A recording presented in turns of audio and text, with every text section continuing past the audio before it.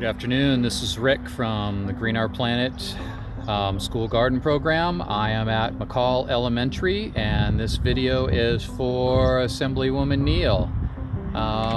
Welcome.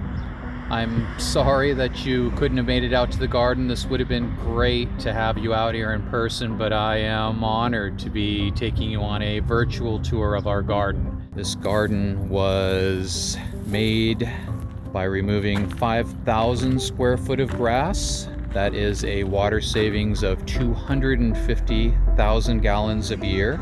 It was installed in 2014, May 2014, and that puts the total water savings at about 1.25 million gallons.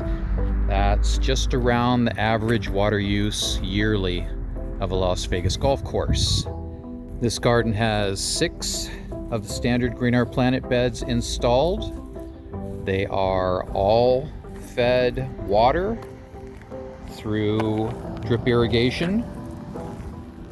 It is very efficient and saves us a lot of water by delivering the water right to the garden where we need it. Nothing sprays up into the air, is lost through evaporation, slowly drips into the enriched soil in the garden beds and goes right to where the plants need it. This is our orchard back here.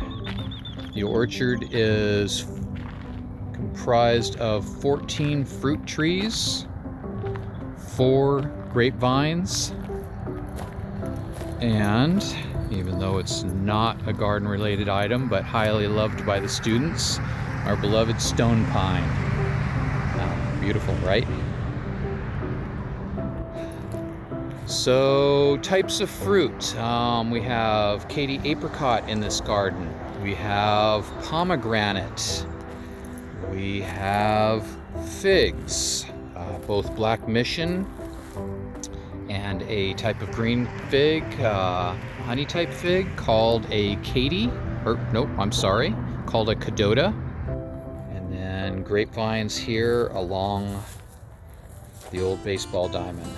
This baseball diamond is also used to grow a lot of climbing vegetables and fruits. In fact,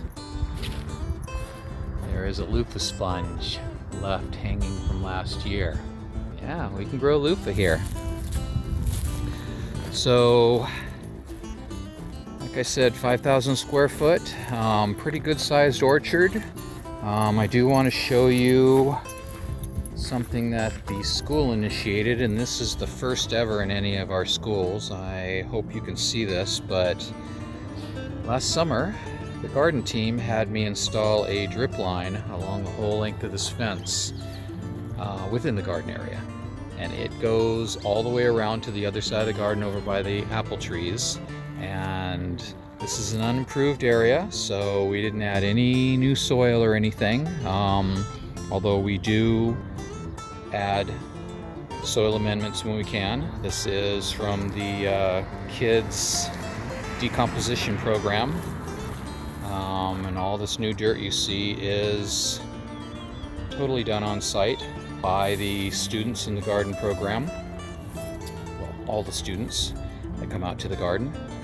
And what this garden here was put in to help the neighborhood families, because we are in a food scarce neighborhood. So we grow fruit, flowers, vines along the fence, and the neighborhood is welcome to come and grab whatever they want. So a little bit about what Green Our Planet does.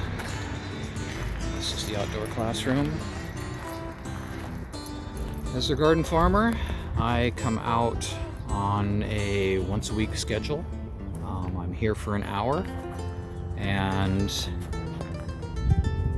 I teach a STEAM-based curriculum that is CCSD approved. Science, technology, engineering, arts, and math. We teach it right out here in the sun and the fresh air. And what we teach is garden-based, but also encompassing the STEAM curriculum. The kids do almost 100% of the work. You're looking at garden beds that were fully planted by the students. And actually, between the garden team and the students, they make my job pretty easy here. They raise their own vegetables, they start their own vegetables, they do all of the planning and record keeping on the gardens. They do an after-school program for junior master gardeners, so they are very, very involved in their garden here, which is great.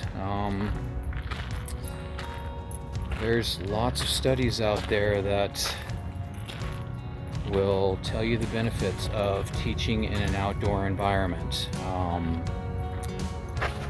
It helps with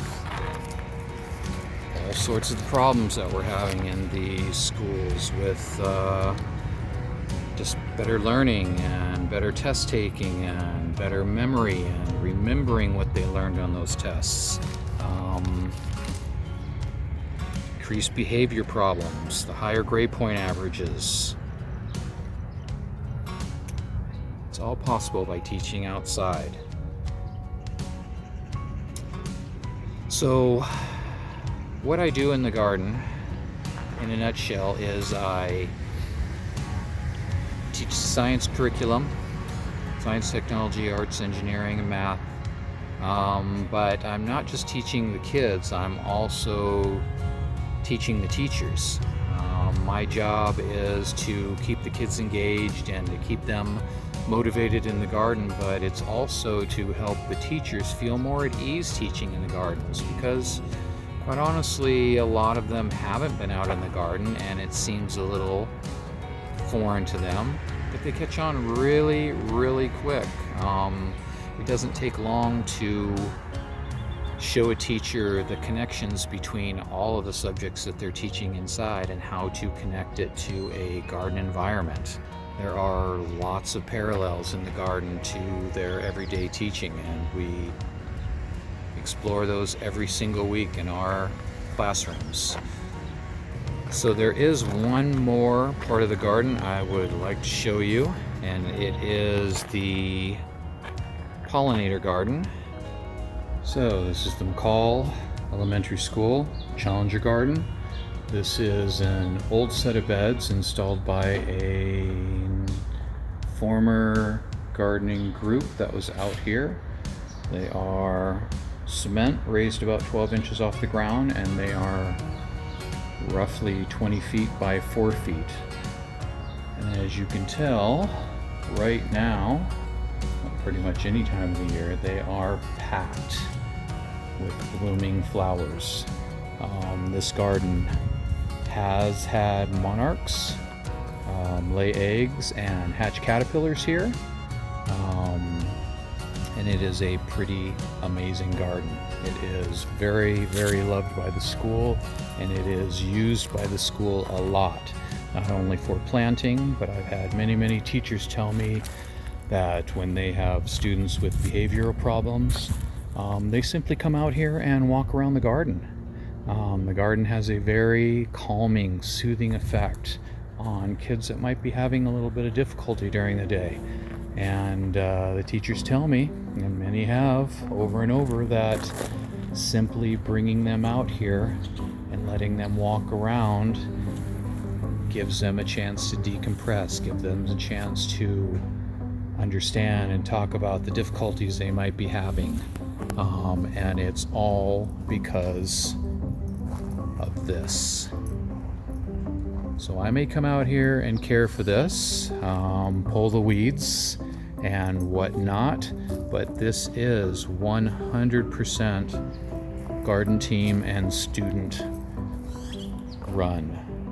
They decide the flowers, they decide the planting, they keep records on what's planted where and when, and they do it all.